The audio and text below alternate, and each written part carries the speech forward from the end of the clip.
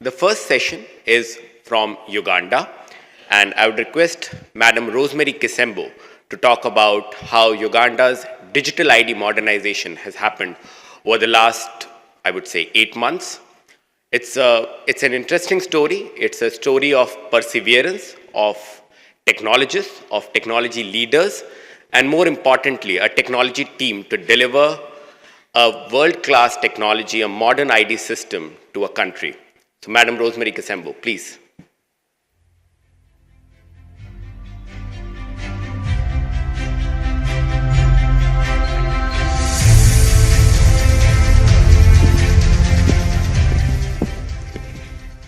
Good morning, everybody. It's really worrying when you're quiet. Good morning, everybody. How are you? We're in a very beautiful country and have been treated very well. So I want to thank the government of Morocco for the warm welcome. How many were here yesterday, just by show of hands? Okay, there's a couple of you.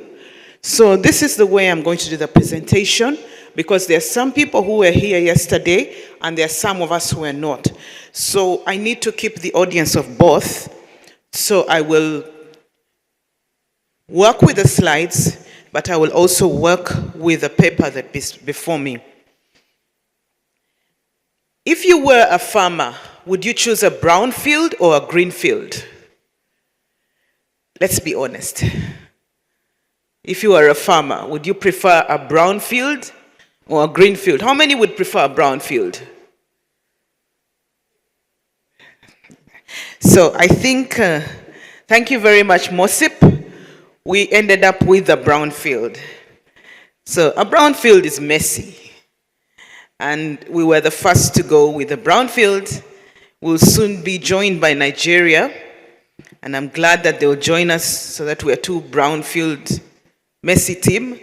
But more importantly, I need to speak this year, because next year, when Nigeria does it, believe you me, we will be covered in the brownfield.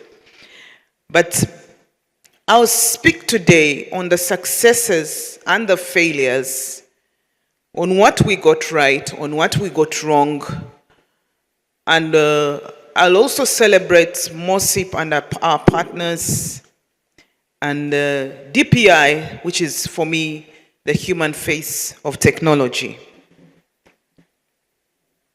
MOSIP, you can add to the list of things you need to do, how you can put technology implementation in GitHub.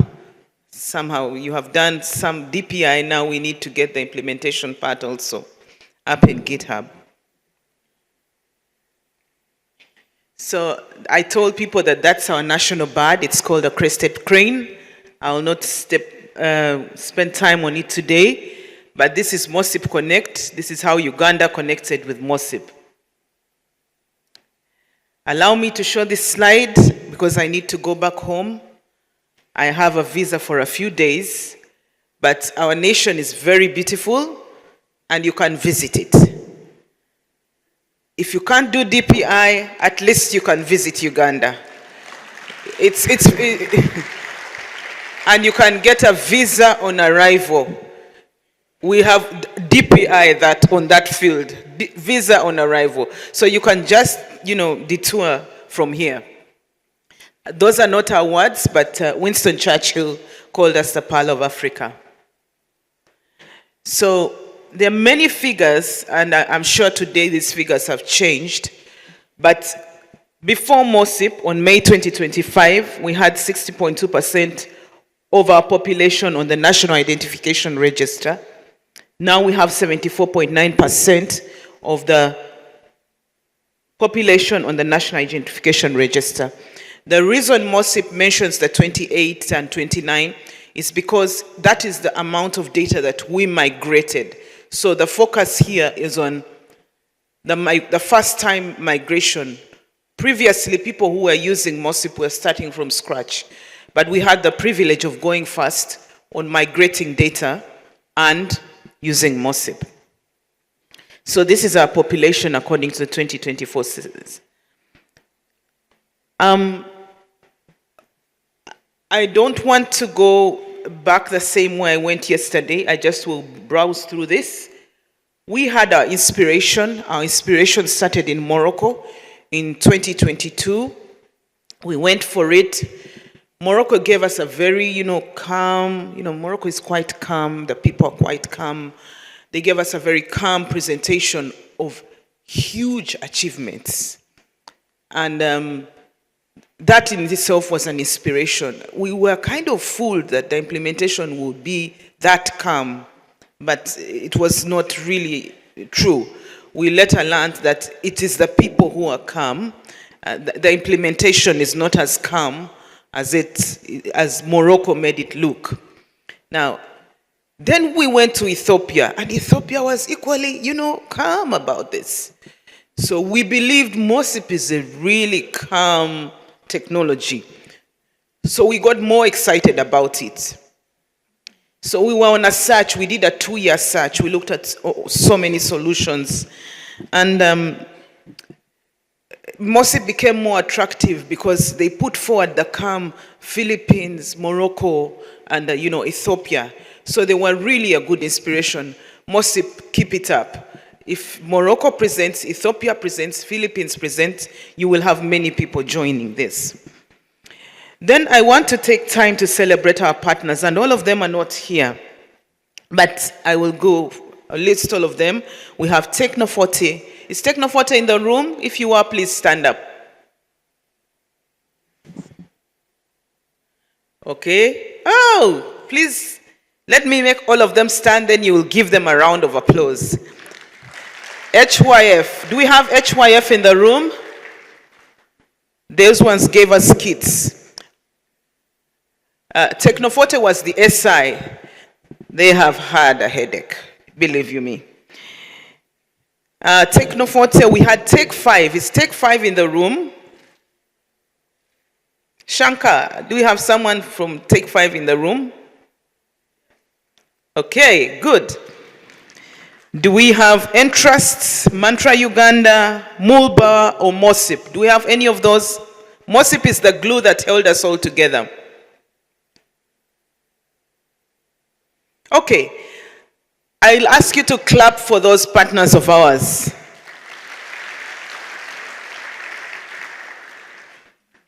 We also have now rolling out OpenCRVS with MOSIP. I saw Edward somewhere behind there.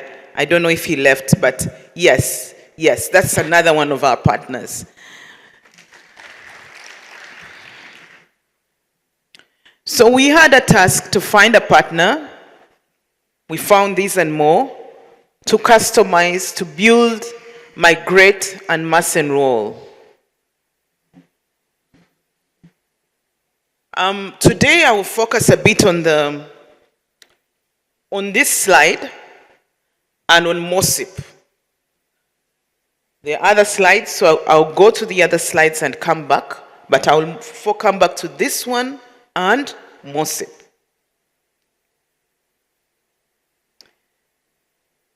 We did a mass enrollment. It took everything out of us. There were very many rainy days. I was telling people that I don't know the meaning of the word halas in Arabic. I think it means it's okay. But every time halas was mentioned in our meetings, it meant, Rosemary, you've made your point. It's okay. We are about to run mad. Don't say it another time. So that is the way I understood halas. But I think it means it's okay in Arabic. So we learned each other's cultures. We had many rainy days to see each other at our worst and at our best. It's normal with the implementation, and it was part of our bread and butter. Let me step back now to the migration. We had a threefold migration strategy. Our rollout had been modular. We had gone at it, we had 12 modules. I'll go through them. We wanted to do new registrations. We wanted to do renewals. We wanted to do Get First ID. What is Get First ID? because we start enrolling from 1 year old, from 0, at 16 years, you're allowed to get your first ID. So there were people who were on the register, but we had a module to allow them to get their first ID. We had replacement. We had change of particulars or correction of errors.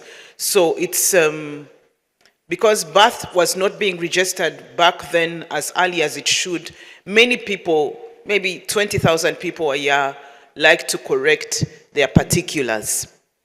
So those were the first 5 modules we rolled out, following the modular approach of MOSIP. We rolled out 5. Then, that is on May 2025, May 27th, 2025. Then, after 3 months, in the month of August, we started card printing. Card printing, and the data processing module had been working behind the scenes, but it also took center stage. So what was the data processing module? Out of the box, MOSIP allows you to customize based on your country's story. So for us, data processing was citizen verification, manual verification, in addition to issuance and all the other things. So what is citizen verification? Now, our constitution is very clear on who a Ugandan is. I know in all the implementations before us, the whole population was given an ID, but our law says something different. You give citizens a kind of ID, and you give aliens a kind of ID. So that is the customization that the team of MOSIP has been trying to say, that the product allows you to do this in the way that you desire to do it. So, we wrote an extra module to specifically do citizen verification. There are certain business rules that it follows, and we did a module just to do that. So there is another module called manual verification, because people support their application with papers. If you fail citizen verification, we are required to study your papers and see if we need more information from the district, from where you come, or something. So it's called manual verification. So we implement the data processing, card printing, and the ABIS beginning August. So let me talk a bit about ABIS as we prepared our system. ABIS, MOSIP has a concept called an SBI. Who knows what an SBI is? The MOSIP family can tell us in full. Anyway, they put a part of the software on a kit that is going to do the biometric, reading, and using on the devices that will be submitted to an ABIS to determine the uniqueness of each individual. The first time they put that SBI, before May 27th, I will never forget, I tried to enroll. They were doing the tests. And it had not yet been tuned to deal with people as dark as I am. So the SBI asked me that, please remove your mask. And I was not wearing a mask. So the ABIS and the SBI need to work together to come up with the best quality of biometrics. And that part of training the module or training the SBI involved both Techno 40, it involved Tech 5, and it involved HYF. So every time they would take away the module, the next day it would come back, and now it wouldn't ask me to take off my mask, but it would tell the people who were lighter than me that there is too much light. So it's a journey. I just want to highlight that this is a journey. So we took time to get it to the right phase of recognizing both the dark people and the light people. And it took time, even for people who had, for some people, we have some acid victims or people who've suffered something to their faces. It also took time to understand the images. So the ABIS part of this solution is something that any person who is going to implement is going to have to pay very keen attention to. And for us, it was at the center of migration. Our previous system was built on the NIRA. It's a very good AFIS. We used it for AFIS and FRS. So we've had the best in the breed for technology providers around biometrics.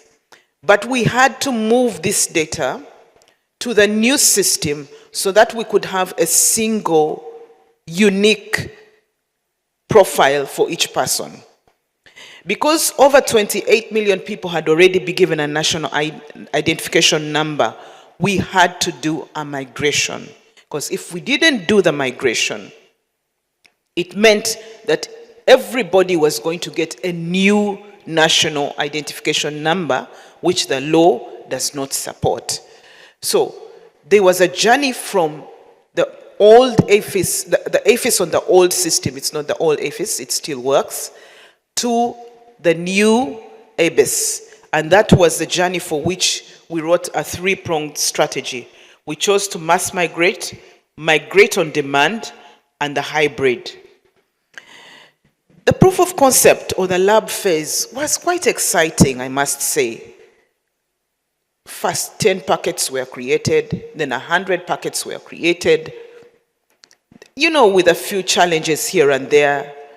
But at the end of the day, the proof of concept succeeded. But the taste of the pudding came when we had to start the mass migration.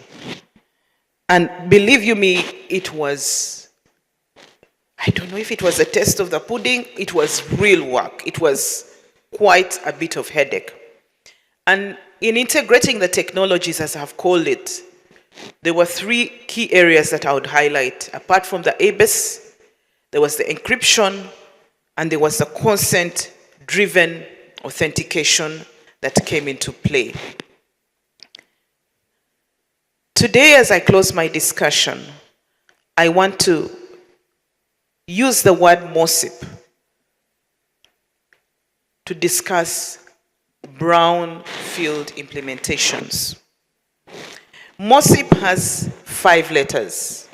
There is an M, for which I would say stands for modular, but today MOSIP will allow me to play with the word, and also and say for the brownfield, M also stands for messy. It's not clean, it's not easy, it doesn't look cute. It only looks cute on the word MOSIP, but the implementation is hard work. So, because it's messy, you are better taking a few modules at a time. Okay, that's what we did. Maybe let me say, we didn't do a pilot, but we decided to do a few modules at a time. For O, I will use the word ecosystem. I know that O is not E, but I just suspected that maybe the word MOSIP is patented. So I thought I would slip away if they said you have reused our word. So I said, E, ecosystem. The brownfield introduces an ecosystem that includes people who already have an identity on a system. These people are the reason MOSIP was created, because MOSIP is a digital public good with a human face to technology and focusing on serving people by recognizing their identity. But to our partners, because they are the force of this meeting today, the thrust of this discussion, there is an ecosystem within which you work. And for those who are going within the brownfields, there is an existing ecosystem, and you are probably a new partner in the ecosystem. Understand that ecosystem, because understanding that ecosystem is critical to success. As I mentioned to you, I was shocked the first day I sat before the camera with a new system whose software was working and we're in a testing phase, and he told me I was wearing a mask. So, it's the nuances of your ecosystem are as important in the implementations around the brownfield. The third word in MOSIP is S. And for this one, I want everybody to say single system. Please help me say single system. Single system. The biggest challenge or experience I had in the implementation of MOSIP or as a country was each vendor viewing the product up to the point of delivery. So I will never forget the first time I received the first 1,000 kits at Entebbe Airport. When the 5,000 kits were delivered, it was not the end of the story, but the beginning of the story. Because those kits had to get SBI from Tech 5 and from Techno 40. So in essence, the partner is like the human body. The hand is very important, and so is the heart, and so is the brain. But each of them on their own has no importance. They cannot function individually. So given the fact that the partner ecosystem comes from all over the world, one of the biggest and most important things that the lead SI in our case, Tahaluf, had to do, Tahaluf had to bring together these partners to deliver a single system. And I stands for identity. Identity. MOSIP recognized that each country comes with a flavor of its own identity. The customization journey is the uniqueness of this solution. And the customization journey is the power of this solution. So, even as we look at the identity of each country, of each people, and ultimately of each person, because the power of an identity system is to make a record of the uniqueness of 36 million Ugandans as of today. Hopefully up to 45.9 million Ugandans. So each comes with their own flavor. The power of any identity system is the capacity to enlarge, to stretch, and capture the uniqueness of this identity, the uniqueness of the culture context. As we mentioned, for us, citizen verification was very important to us because it's enshrined in our constitution. We had 147 data elements. MOSIP had 10, but MOSIP enlarged, stretched out to accommodate Uganda. The last P stands for so many things, but I will highlight a few. One is pressure.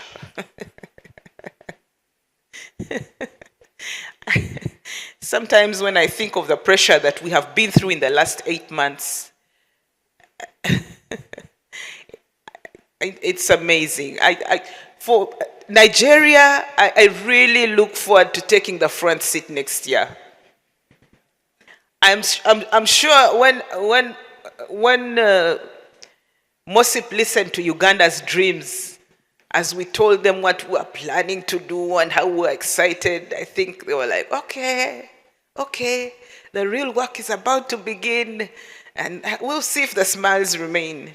But somehow Professor Das keeps his smile on. He gets it right. So Nigeria, you may need to take some of the team with you from MOSIP, because they know how to keep it calm, to work, and to glue all the partners together. But the pressure, I need to prepare you, the pressure is intense, and the pressure draws me back to the single system. You need to view this project not as a technology, but as a single identity system. You are all working together, just like in a football game, to deliver to one goal. For the partners still specifically, I would say, how do you measure success? How do you measure success? How do you measure? Is it when you deliver the technology that is a bit of the puzzle? Is it when the system works? Is it when the system fails? The definition of success will be very important for success in a brownfield implementation. When a system has delivered the goals of the nation, that is when it is a success. Not when the IT dashboards are moving right. Not when the data center is recording 99.2% availability. The success of the system is measured on the goals of the country building legal identity for all. So, we are at 74.9% success. We still have not achieved legal identity for all. The success of the system will be built on its ability to be used to create socio-economic value. Somebody mentioned that India invested $2 billion in Aadhaar and has reaped $42 billion. That is the success. Under Inji, under Aadhaar, there probably is Java, there probably is Python, there probably is Kafka, Kibana, Grafana, but nobody is saying, Kafka was such a success. They are saying Aadhaar was a success because Aadhaar, which is the ingredients of Kafka, Kibana, Grafana, Postgres, Minayo, and all the works came together to deliver $42 billion. And the P for us in Uganda is privacy. Protection of the individuality, the data of the individual for their identity. I tell everyone that all I have is my identity. Everything else about you can be taken away. But your identity, your unique fingerprint, your face, who you are, cannot be taken away from you. So we stand at a very important threshold of granting everybody the ability, the capability to have a record of who they are kept. So our benefits are stronger data privacy benefits, including no vendor lock-in, the customizable capability. We have stronger technology teams, but our journey continues to see that every Ugandan has a legal identity. Legal identity is SDG 16.9. We work to see that MOSIP that supported or contributed to 16.9 will also contribute to SDG 1, which is no poverty, SDG 2, which is health, quality education, will contribute to all the other SDGs that are the ambition of the world in which we live. Thank you very much. Thank you once again.